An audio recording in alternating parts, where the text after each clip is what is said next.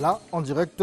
Avant le générique face à face, sinon vous avez suivi le générique face à face, nous tenons donc la promesse faite sur les réseaux sociaux de lire les 20 premières personnes qui devaient écrire. Donc Calvi Founissa, qui nous dit que c'est une émission très édifiante, la première de toutes les émissions de Télé Congo. Et là, je suis là depuis sa création. Calvi depuis Makelekele Matour. Gildas Pika depuis Dolizy. Ça fait 4 ans de jour au jour que je m'intéresse à l'émission du peuple. David Manga Dimi, depuis la Russie. Je suis béni par les questions-réponses de l'apôtre Richard Fila Saint-Eude, que je salue déjà sur 210, vous êtes les meilleurs. Merci de nous faire vivre ces choses. Frey Louemba à Pointe-Noire, quartier Mvumvu, adepte de l'émission depuis 3 ans. Karosi Sir Chambila de Pointe-Noire, 2 ans que j'accorde attention particulière à vos rubriques. Joël Eli Oba Brazzaville, quartier Massengo, branché depuis 2017. Jafet Boussoukou, congolais de Brazzaville, depuis Pointe-Noire. Je suis l'émission depuis 2017. Damafou, Abidjan, Côte d'Ivoire, depuis 2 ans. Brel Mibou, nous avons déjà lu. Fiak Brejnev Nzila, Brazzaville. Il y a 4 ans que je suis votre émission, le Studio 210. C'est la meilleure émission car elle m'a permis d'avoir une meilleure appréhension concernant les doctrines. Chikaya Mivek Victor, je suis au Congo, précisément à Pointe-Noire. Je regarde votre émission depuis les 3 ans, sans jamais louper un seul dimanche. Quand il y a coupure d'électricité, je vous suis en direct sur Internet. Voilà, c'est un monsieur Ondele de Socrate, le géomètre, depuis le Congo-Brazzaville. Je vous suis depuis 4 ans. Je suis intéressé aux rubriques religieuses. Ils sont nombreux. NG Mapassa, sur Kisangani, honneur de la RDC. Ransar Anguima Ngakoso, Brazzaville, je suis cette émission depuis 4 ans. Ils sont bien nombreux. Voilà. C'est donc l'heure du face-à-face. Face-à-face. Thomas Serge Kivuele l'a dit, il a annoncé. Le thème, c'est le diable, Dieu, l'homme, qui est la cause des malheurs de l'homme. Docteur Renaud Boris Mota, bonjour. Bonjour, monsieur le journaliste. Docteur Bosco Ben Youssef, bonjour. Bonjour, monsieur. C'est un derby religieux, c'est un derby, derby des face à face. Mais vous avez le premier mot, vous avez 3 minutes. Merci beaucoup. Je salue tous les téléspectateurs dans le nom de Yeshua Mashiach et je salue aussi mon modérateur. Merci. Et c'est un sujet très passionnant. Alors, pour rentrer dans, puisque nous n'avons pas toujours assez de temps, le sujet est très, très vaste. Il est en même temps complexe. Dieu, Satan et l'homme, lequel de toi est l'auteur ou la cause des malheurs de l'homme? Alors, pour commencer d'abord, il faudra d'abord qu'on définisse ce que c'est un malheur. Parce que dès qu'on définit, on pourra alors statuer sur base de ces concepts.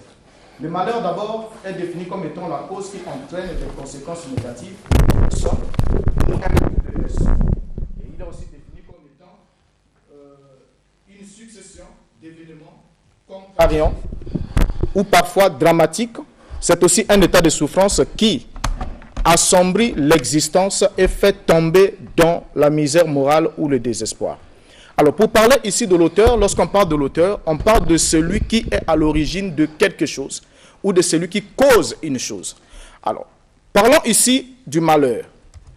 J'aimerais ici souligner un point, puisque nous sommes en train de parler sur base de Dieu. On parle de Dieu, de Satan et de l'homme. Alors, le texte ou le livre sur lequel je vais me référencier, bien évidemment, c'est la Bible. Alors, en partant du point de vue biblique, il y a tout un livre dans la Bible qui décrit une histoire, une scène, quelque chose qui s'est passé dans la vie d'un homme. C'était au sujet de Job. Et à partir de ce qui est arrivé dans la vie de Job, nous avons une instruction claire et nette de ce qui peut répondre à cette question dont nous nous posons ce matin. Alors, on doit d'abord comprendre un élément important. C'est que le monde dans lequel nous sommes, c'est un monde visible, c'est un monde matériel. Mais tout ce qui se fait dans le monde matériel se décide d'abord dans le monde spirituel. Donc c'est l'invisible qui influence le visible. C'est l'invisible qui manipule le visible. Et ici, j'aimerais prendre juste ce cas d'exemple, ce cas de figure avec Job. Et en introduisant ici, Job, c'était un homme qui servait Yahvé, qui servait Adonai. Et pendant qu'il le servait, la Bible nous dit qu'un jour, Satan s'est présenté dans la cour du trône, au milieu des fils d'Elohim, et il a posé un problème. Alors, c'est d'abord Adonai qui va lui parler de Job. Il lui dit, d'où viens-tu? Il dit, je viens de parcourir la terre. Satan, c'est une puissance, c'est une force. Et il lui dit, est-ce que tu as constaté mon serviteur Job? Il dit, mais si tu lui fais du bien, au fait, s'il est attaché à toi, il est voué à toi, c'est parce que tu le protèges. Et à partir de ce moment-là, on comprend que Satan avait d'abord plusieurs fois tenté de faire du mal à Job, mais il ne pouvait pas. Pourquoi est-ce qu'il ne pouvait pas? Il n'en avait pas, et cela ne veut pas dire qu'il n'avait pas la capacité de faire du mal à l'homme, mais il n'avait pas la capacité de faire du mal à l'homme qui était dans la main de Yahvé ou qui appartenait à Yahvé. Ok.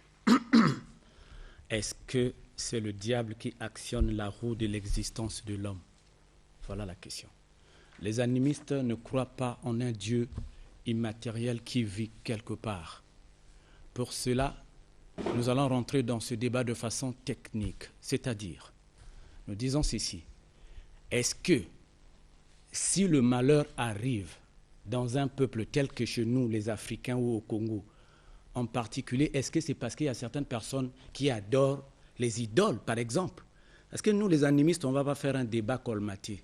On va parler de gauche à droite dans les discours qui ne nous apportera rien. Alors pour cela, est-ce que c'est le diable qui actionne la roue de la négativité ou la roue du malheur de l'homme? Parce qu'aller dans le sens de Dieu, bon, enfin, nous allons y revenir lorsque nous allons attaquer le côté théologique de ce débat. Pour le moment, nous disons ceci. Tout ce que les hommes entendent parler du diable sur cette terre, partent de qui? Alors, ce n'est pas moi et le pasteur Mbota ou le docteur Mbota qui avons inventé ces concepts. On doit d'abord repartir un tout petit peu. Ce sont les Romains et les Grecs. Pour dominer un peuple tel que les Égyptiens, je prends les Africains bien sûr, puisque je le suis moi-même qui parle ici. Alors, les philosophes romains vont inventer ces concepts. Le mal doit être, cette fois-ci, qualifié de diabolos, et le bien, que je vais appeler ici de Dieu. Dans quel but? Pour assujettir les cités dans lesquelles ils vont dominer. Parce que pour les Grecs, ils se faisaient un peuple civilisé. C'est-à-dire un peuple qui n'a pas la même culture que les Grecs, est diabolique. Alors, l'Église a récupéré ces concepts. Lesquels qui sont à l'origine de la récupération de ces concepts à l'Église?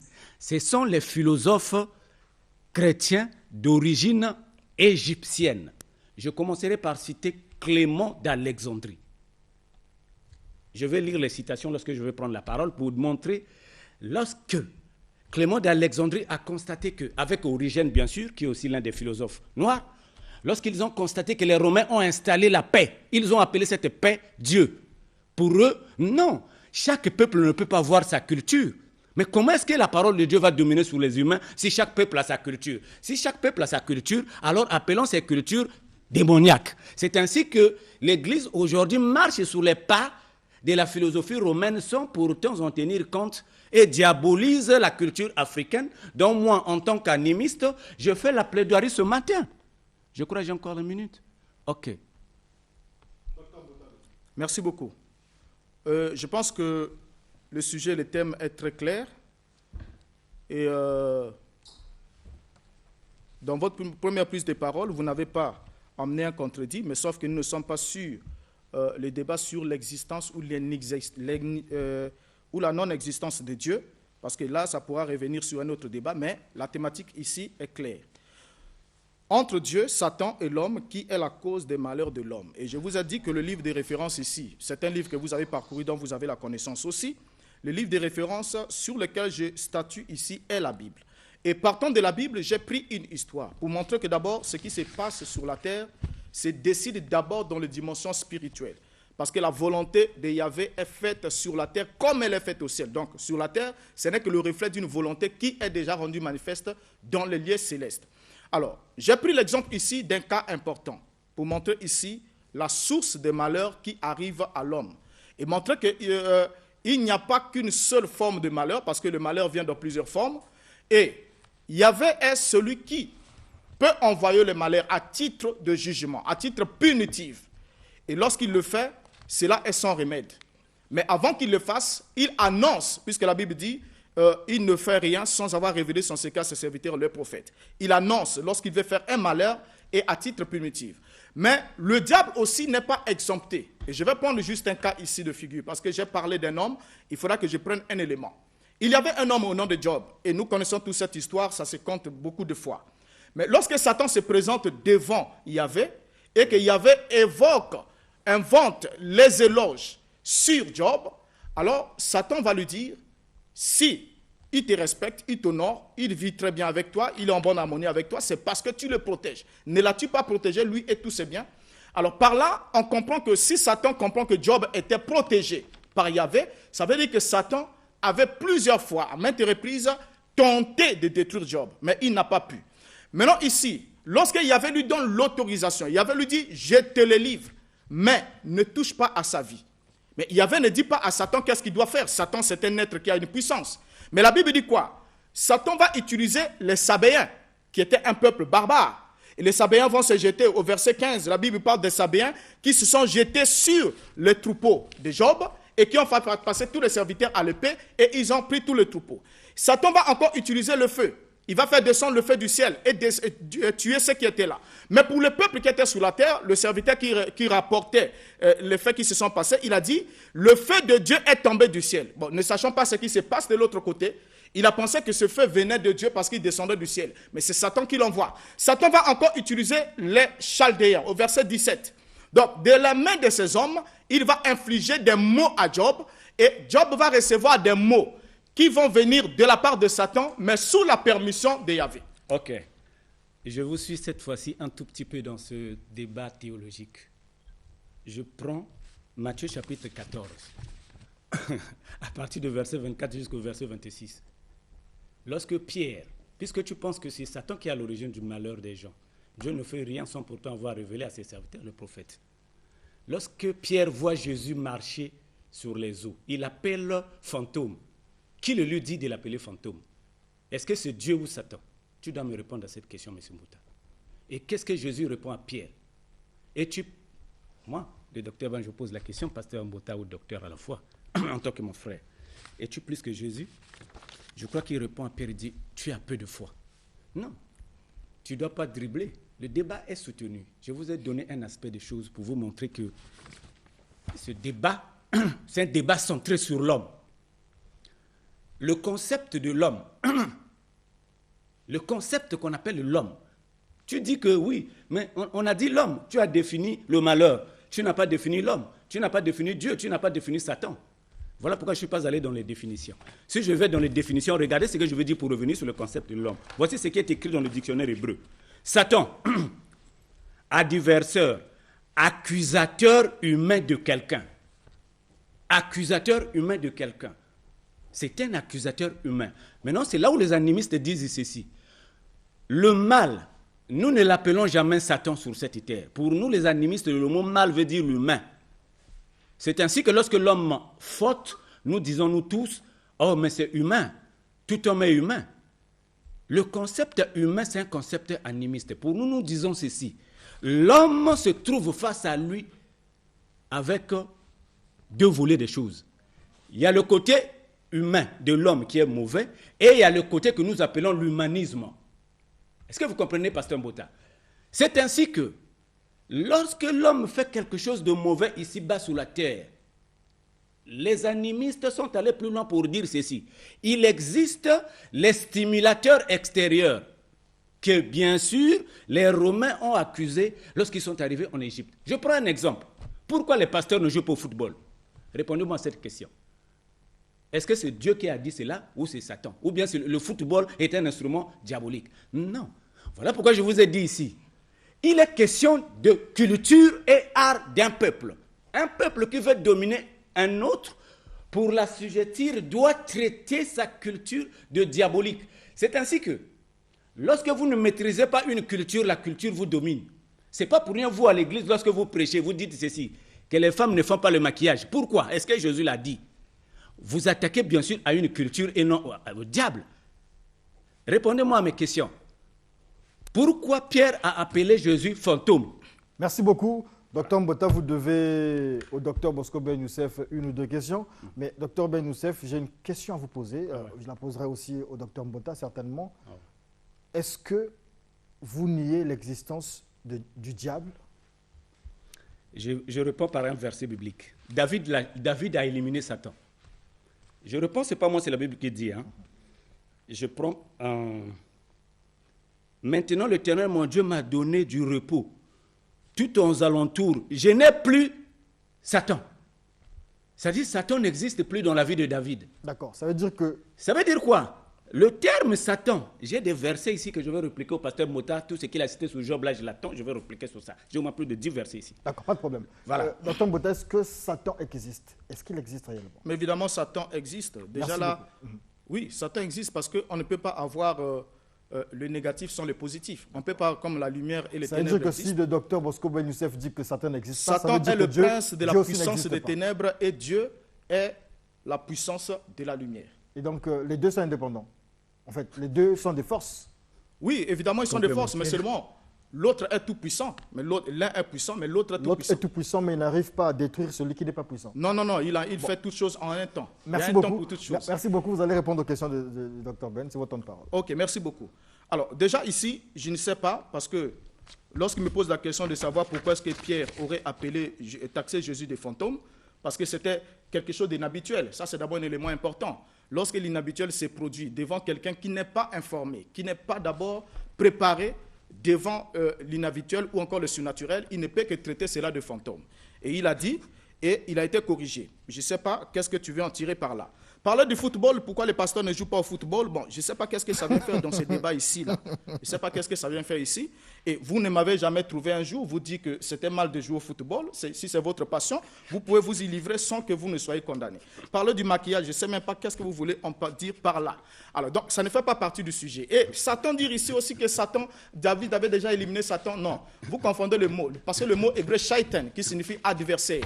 Donc, tous ceux qui sont ennemis à une personne sont des Satans pour la personne. Donc, si vous êtes mon adversaire, vous êtes un Satan potentiel pour moi. Mais vous n'êtes pas Satan en tant que l'être. Cet être angélique, maléfique, qui détient une puissance, une capacité de nuire. Et donc, j'aimerais d'abord te rappeler que le malin qui désigne Satan vient d'abord du grec poneros, que tu connais très bien. Et poneros signifie l'auteur du mal. Donc Satan est l'auteur du mal. Il est capable de faire du mal. Mais la différence entre lui et Yahvé, c'est que Yahvé peut faire le bien et faire le mal en même temps. Donc il peut faire les deux. Et il peut faire le mal pour défendre sa justice qui est bafouée envers les hommes. Mais Satan peut faire le mal envers le juste, puisque la Bible dit le malheur atteint souvent le juste, mais Yahvé l'en délivre toujours. Donc à partir de ce moment-là, on comprend que le malheur qui atteint le juste ne peut pas venir de Yahvé. Yahvé ne peut pas faire du mal à celui qui le sert, qui est fidèle à lui. Sinon, à quoi est-ce que ça servirait qu'il envoie le malheur et qu'il vienne encore délivrer l'homme? Donc on voit ça dans le cadre de Job, comment cela s'est fait de façon pratique. Comment Satan était capable de manipuler le feu du ciel et de détruire les enfants de Job, comment il était capable d'utiliser la puissance du vent et l'ouragan pour écrouler la maison où se trouvaient les enfants de Job. Donc il a fait toutes ces choses. Comment il était capable de prendre les Chaldéens et de prendre les Sabéens pour détruire les troupeaux de Job et de dévorer ainsi, voler ainsi de suite.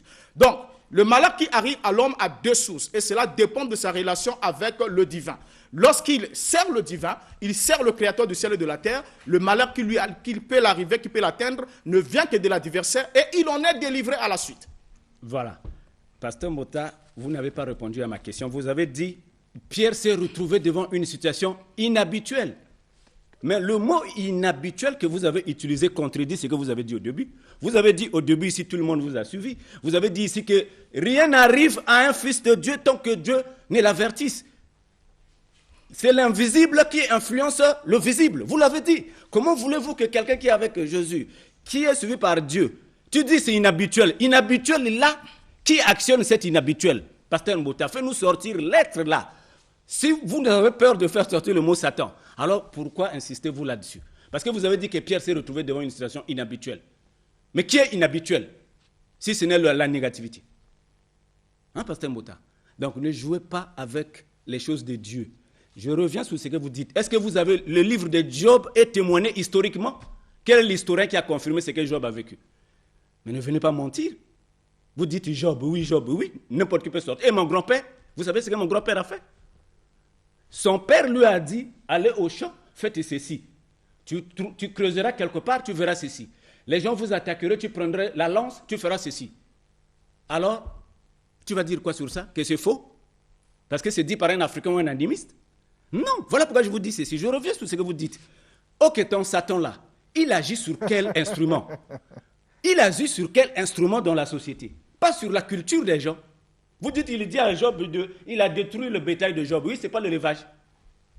Il détruit l'élevage de Job. Il détruit les enfants de Job. Ce n'est pas son mariage, ce n'est pas un événement culturel. Non, Pasteur Mota, grandissons dans le débat. Tu parles oui, il a pris les Philistins. Mais ce sont les adversaires, c'est les humains. Qui a vu ce qui était invisible, qui les poussait? Personne. Vous voyez, ça, ce sont les raisonnements subjectifs. Ce n'est pas objectif ce que vous dites, ce n'est pas vérifiable. Donne-moi un témoignage historique qu'on peut vérifier à peine, que ce soit sur Internet, là où Satan a manipulé une personne. Mais le livre de Job est même avant même le livre de Noé. Merci beaucoup. Donc, alors, nous sommes arrivés à la fin de ce face-à-face. Et donc, par rapport aux minutes qui nous restent, on verra bien la possibilité de revenir. Le sujet, il est vaste, Dr Mbota l'a dit. Nous vous donnons, donc, en guise de conclusion, pour cette journée, une minute, et on se retrouve le dimanche prochain. Allez-y, Dr Mbota. Voilà. J'avais la première parole. Oui. Non, c'est à vous de parler, puisque je viens de terminer. Il vient de terminer. Le face-à-face est terminé. Donc, je vous donne une minute chacun pour conclure. Ça veut dire qu'il a eu un temps de parole supplémentaire. Non. C'est vous qui avez commencé. Oui. Il a clôturé. C'est la fin du face-à-face. OK? Celui qui commence, c'est celui qui achève. Bon, on perd les minutes. Non. Vous avez commencé, c'est lui qui achève. Mais c'est ça. Est-ce que ce n'est pas le cas? Ah oui, c'est ça. D'accord. Et donc, le face-à-face est terminé. Je vais vous donner en fait une minute. Vous êtes en train de grignoter mes minutes. Vous allez vous donner quelques secondes simplement. Allez-y. Bon, OK. Donc, je crois que je viens de m'exprimer et nous avons juste posé les bases. Merci. Et mon cher ami, sûrement, ne sait pas, il s'était préparé ailleurs par rapport au débat. Disons, je ne vous ai pas senti vraiment dans le débat. Je ne vous ai pas reconnu, peut-être parce qu'il faut du temps. Donc, coronavirus aussi peut-être? Oui, certainement. On ne sait jamais. Donc ici, là, ce que j'aimerais dire pour retenir un élément important. C'est que la Bible est claire. La Bible dit que c'est de Yahvé que viennent les maux et les biens. Mais la Bible ne dit pas c'est de Yahvé que viennent tous les maux et tous les biens. Yahvé est le seul qui est capable de faire du bien à l'homme et aussi capable de faire du mal lorsque sa justice est bafouée. Mais lorsqu'il veut faire du mal, il veut envoyer un malheur, il annonce avant qu'il agisse. C'est ce qu'il a fait avec au temps de Noé, c'est ce qu'il a fait au temps de Lot. Il en a parlé à Abraham, il en a parlé à Noé. Mais Satan est capable de faire du mal, puisqu'il tient les hommes sous son pouvoir et sous sa volonté, ceux qui n'appartiennent pas à Dieu, qui sont sous la coupe de la puissance des ténèbres. Il est capable de leur faire du mal sans avoir le concours de Yahvé. Mais pour qu'il agisse dans la vie d'un fils de Dieu, il faut qu'il en soit permis. Allez-y. Ok, merci beaucoup. Bon, merci beaucoup. Plus moi qui a du mal à vous comprendre, parce que vous vous attelez que dans votre Bible, moi je ne suis pas chrétien. Ne m'attendez pas que moi je vienne ici pour dire que oui, tu parles de Satan, je veux le reconnaître. Loin de là. Le docteur Ben vient ici pour dire aux gens que le concept du mal, c'est un concept de société. C'est un concept socialitaire. Ça ne dépend pas d'un Dieu quelque part, ni d'un Satan quelque part. Si vous faites les mauvais choix dans la vie, ne dites pas que c'est Satan qui vous a poussé. Docteur Mota, Hitler a massacré les Juifs. Avez-vous le courage de dire le monde entier que ça fait partie de Dieu? Nous avons vécu le coronavirus ici. On a perdu les gens. Allez-vous dire que ce malheur-là vient de Dieu? Parce que rien ne se passe dans un peuple tant que Dieu n'en soit l'auteur. Nous disons que c'est les hommes qui ont fabriqué la nature de Satan pour favoriser l'esclavage et la domination des autres peuples tout en trichant avec la démocratie. C'est pour diminuer les autres peuples que la notion existe. Merci beaucoup. C'est la fin Sinon, le mal en tant que tel de ce face-à-face. Et donc, voilà. C'est comme ça désormais. Voilà, ok. Voilà, c'est la fin de ce face-à-face. Jingle et on revient juste.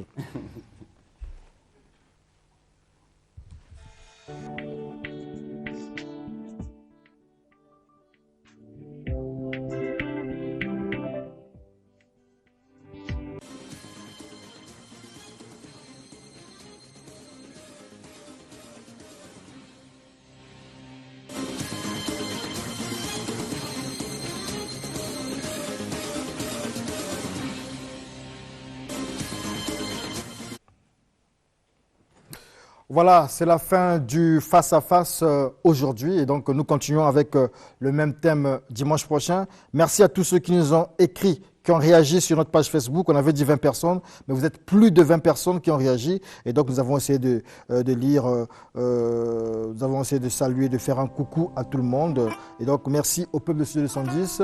Joyeux anniversaire à Marielle Choco, c'est comme ça qu'on l'appelle sur les réseaux sociaux. Joyeux anniversaire au président du fan club Studio 210 du côté de Pointe-Noire, Osgalen Oyono.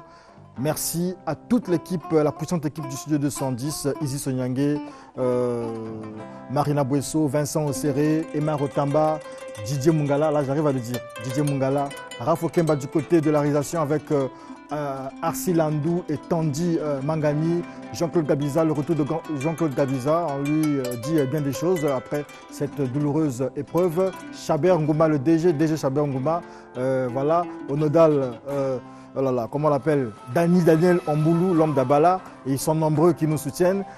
Voilà, donc merci à vous Thomas Serge Kivuele, Karine Blanche Konda, Betty Aponza, Nelly Atipo, Francine Derussia, Tandy Mangani déjà, et oui, c'est la fin de Studio 210. On se retrouve dimanche prochain. Nous avons ouvert avec le face-à-face. Les lieux de culte sont réouverts, mais sous condition. Et donc, le COSERCO, pardon, excusez-moi, le COSERCO a tenu à faire un communiqué que je vais lire. Et donc, le COSERCO, oh là là, indulgence du côté de M. Omboulou, s'il vous plaît. Je devrais lire le communiqué du COSERCO ici. M. Germain Loubota, président du COSERCO. Ah là là, les appels me dérangent. Merci de ne pas vraiment